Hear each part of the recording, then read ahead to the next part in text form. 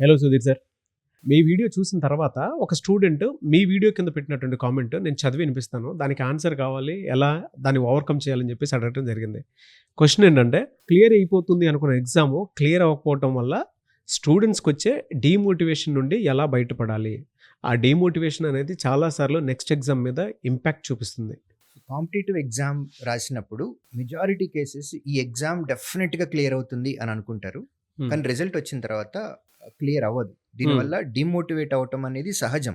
కాకపోతే దీని వెనక ఒక సైన్స్ ఒకటి అర్థం చేసుకోవాలి మనం. Understand the fact that it is a competitive exam. ఇప్పుడు 1000 పోస్టులు ఉన్నటువంటి ఒక నోటిఫికేషన్కి ఒక 2 లక్షల మంది ఎగ్జామ్ రాస్తే అన్నీ క్లియర్ చేసుకొని ఫైనల్గా మిగిలినటువంటి ఆ 1000 మందికి మాత్రమే ఉద్యోగం వస్తుంది.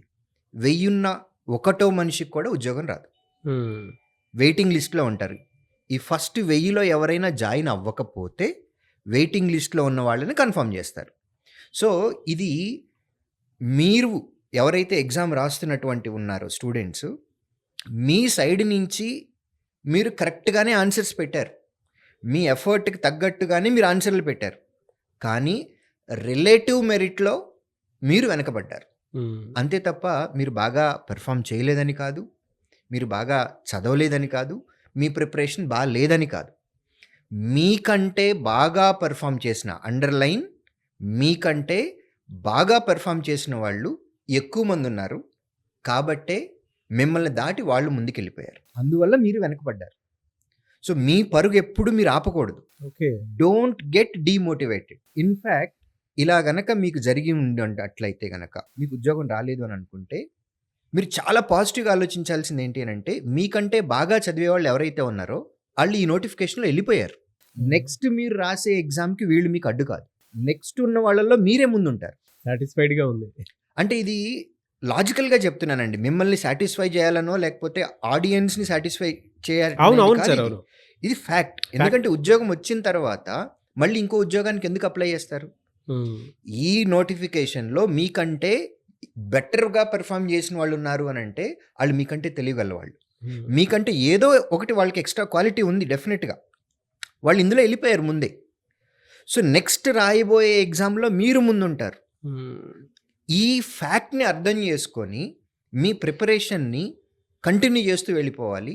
At the same time demotivate అస్సలు అవ్వకూడదు. ఎందుకంటే ఇలాంటి సిచ్యువేషన్లో మీరు డీమోటివేట్ అయ్యారు అని అనుకోండి, మీ ప్రిపరేషన్ స్టాండర్డ్స్ తగ్గిపోతాయి. అవును. సో అర్థం చేసుకోవాల్సింది ఏంటంటే, there are people who performed better than you, so they got job. Jealousy ఉండకూడదండి. లక్ మీద వచ్చింది ఉద్యోగం, లేకపోతే రిజర్వేషన్ మీద వచ్చింది, లేదంటే వేరే స్టేట్కి అప్లై చేస్తే నేను బాగుండుండేది, ఇవన్నీ కాదు. Understand the reality. మీకంటే బాగా పెర్ఫామ్ చేశారు, మీరు వేరే వాళ్ళకంటే బాగా పెర్ఫామ్ చేస్తున్నారు కదా. అవును. అండ్ మీకంటే బాగా పెర్ఫామ్ చేసే వాళ్ళు వేరే వాళ్ళు ఉంటారు కదా. వాళ్ళు ఇందులో వెళ్ళిపోయారు. దరిద్రం వదిలిందనుకోవాలి. నెక్స్ట్ ఎగ్జామ్కి మనం ముందుంటాం. కాబట్టి ఇంకా రెట్టించిన ఉత్సాహంతో మనం ప్రిపేర్ అవుతూ ఉండాలి. ఎట్ ద సేమ్ టైం మనకి బ్రిడ్జ్ గ్యాప్స్ ఏమైనా ఉన్నాయా? అన్ని సబ్జెక్టుల్లో బాగా మార్కులు వస్తున్నాయా? ఏదైనా ఒక సబ్జెక్ట్లో తక్కువ వస్తుందా? తక్కువ వస్తుంటే ఎందులో తక్కువ వస్తుంది? ఏ టాపిక్లో తక్కువ వస్తుంది? దాన్ని కాన్సన్ట్రేట్ చేయండి. దీన్ని సెల్ఫ్ పోస్ట్ మార్టం అంటాం. దీన్ని రిపేర్ చేయండి. నెక్స్ట్ ఎగ్జామ్లో దీనికంటే ఎక్కువ మార్కులు వచ్చేలాగా పెర్ఫామ్ చేయండి. చేస్తే నెక్స్ట్ నోటిఫికేషన్లో జాబ్ మీదే, రేస్లో మీరే ముందుంటారు. So it is relatively merit. Relative merit. మీరు బాగా పెర్ఫామ్ చేశారు, మీకు ఉద్యోగం రాలేదు. ఎందువల్ల? రిలేటివ్ మెరిట్ వల్ల. నెక్స్ట్ నోటిఫికేషన్కి ఇంకొంచెం జాగ్రత్త పడండి. మీ ల్యాప్సెస్ ఏవైతే ఉన్నాయో వాటిని రిపేర్ చేయండి. వాటిని బ్రిడ్జ్ గ్యాప్స్ని, ఆ బ్రిడ్జ్ గ్యాప్ ఏదైతే ఉందో దాన్ని కంప్లీట్ చేయండి. కంప్లీట్ చేసి రెట్టించిన ఉత్సాహంతో నెక్స్ట్ నోటిఫికేషన్కి అప్లై చేయండి. బాగా పెర్ఫామ్ చేయండి. డెఫినెట్గా నెక్స్ట్ నోటిఫికేషన్లో మీరే ముందుంటారు. This is my answer for that comment. Very good answer అండి. మీరు చెప్పేటప్పుడు నాకు బాగా నచ్చిన విషయం ఏంటంటే, జస్ట్ అంటే మనం కాంపిటేటివ్లో ఉన్నాం కాబట్టి ఉన్న కాంపిటీషన్లో సగం మంది ఎగిరిపోయారు అన్న విషయాన్ని ఫస్ట్ మైండ్లో పెట్టుకొని అక్కడి నుంచి మీ ప్రిపరేషన్ సెల్ఫ్గా స్టార్ట్ చేయండి అని చెప్పేసి అన్నారు. కొంచెం సెల్ఫ్ పోస్ట్ మార్టం చేసి ఆలోచిస్తే, కట్లగా ఆలోచిస్తే ఆ డీమోటివేషన్ అనేది ఖచ్చితంగా వెళ్తుంది. అంటే that is what we call reality.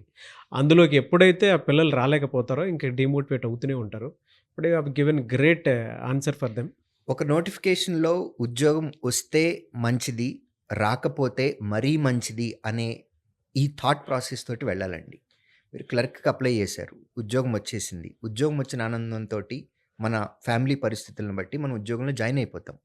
So, majority of మన టైం ఏదైతే ఉందో ఉద్యోగం మీద పెడతాము. నెక్స్ట్ ఆఫీసర్ పోస్ట్ మీదో, లేకపోతే ఎస్ఎస్‌సి కండక్ట్ చేసేటటువంటి సీజీఎల్ ఎగ్జామో, లేకపోతే గ్రూప్ 1, గ్రూప్ 2, గ్రూప్ 3 ఎగ్జామ్స్ వీటికి మనం టైం స్పెండ్ చేయలేం. సో, మనకు వచ్చిన నోటిఫికేషన్‌లో మనం అప్లై చేసిన నోటిఫికేషన్‌లో ఉద్యోగం వస్తే మంచిది.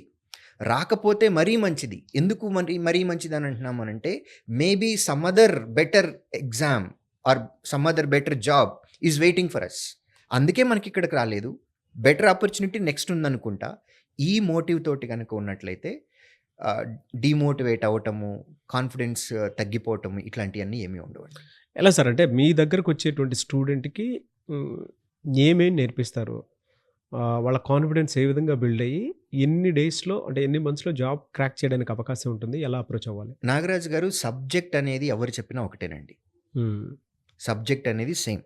కానీ మీరు ఏ ఎగ్జామ్‌కి వెళ్తున్నారో ఆ ఎగ్జామ్‌కి క్లియర్ చేయాలి, కాంపిటీషన్‌ని వెనక్కి తోసేయాలి అనంటే you should have a strategy. మేము చెప్పేది ఆ స్ట్రాటజీ. ఆ స్ట్రాటజీ చెప్తాం. ఎట్ ద సేమ్ టైమ్ ఎగ్జామినేషన్‌కి వెళ్ళేటప్పుడు స్ట్రాటజీతో పాటు కాన్ఫిడెన్స్ లెవెల్స్ కూడా ఇంపార్టెంట్. ఆ కాన్ఫిడెన్స్ ఎప్పుడొస్తది? వారు ఒరిజినల్ ఎగ్జామ్ రాసేదానికంటే ముందు నంబర్ ఆఫ్ మాక్ ఎగ్జామ్స్. కొన్ని ఎగ్జామ్స్ అయితే 300, 400, 500 మాక్ ఎగ్జామ్స్ పెట్టిన చరిత్ర కూడా ఉంది శ్రీధర్ సీసీకి. వాహ్! సో, మీరు ఇమాజిన్ చేయండి, మీరు రాయబోయే ఎగ్జామ్ ముందు ఒక 300 టెస్టులు రాసి అప్పుడు ఎగ్జామ్‌కెళ్తున్నారు. మీకు కాన్ఫిడెన్స్ ఉంటుందా లేదా? ప్రాక్టికల్‌గా మీరు ఆలోచించండి. హ్మ్. మేము ఆ కాన్ఫిడెన్స్ ఇస్తాము. ఎగ్జామ్‌ని ఎలా క్రాక్ చేయాలి అనే స్ట్రాటజీ ఇస్తాం. సబ్జెక్ట్ ఏముందండి, అందరం చెప్పేది అదే సబ్జెక్ట్. పెడగాజీ డిఫరెంట్‌గా ఉండుండొచ్చు. మేము చెప్పే లాజిక్స్ కొన్ని డిఫరెంట్‌గా ఉండుండొచ్చు. మోర్ ఆర్ ద లెస్ అంతా సేమే ఉంటుంది. బట్ అన్నిటికంటే important creating confidence and the strategy for every exam. Strategy అనేది ఒక్కొక్క ఎగ్జామ్‌కి ఒక్కొక్కలా ఉంటుంది. హ్మ్. ఇది హ్మ్. మేము నేర్పిస్తాం. ఓకే. ఎలా సార్? ఆల్ ఓవర్ 2 స్టేట్స్ ఉన్నాయండి బ్రాంచెస్ మొత్తం? AP, Telangana and recently we started in Bhubaneswar, Orissa. ఎలా అప్రోచ్ అవ్వాలి సార్ మిమ్మల్ని? ఏపీ, తెలంగాణలో మా ఆఫ్‌లైన్ సెంటర్స్‌కి డైరెక్ట్‌గా విజిట్ చేయొచ్చండి. అదర్‌వైజ్ మీకు స్క్రీన్ మీద కనపడుతున్న ఈ నంబర్‌ని కాంటాక్ట్ చేయొచ్చు. థాంక్ యూ అండి. Thank you so much Sudheer sir.